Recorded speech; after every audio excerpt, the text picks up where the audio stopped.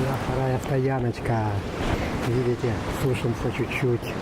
Молоко у меня чуть скисло, зато творог получился горячий, класс.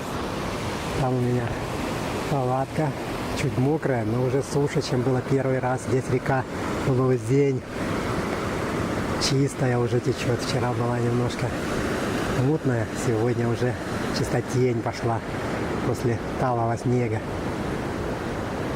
Облака улетели, дождик ночью был, сейчас дождик уже ушел.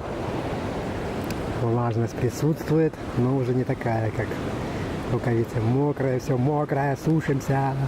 Мокрень полная. Капкал.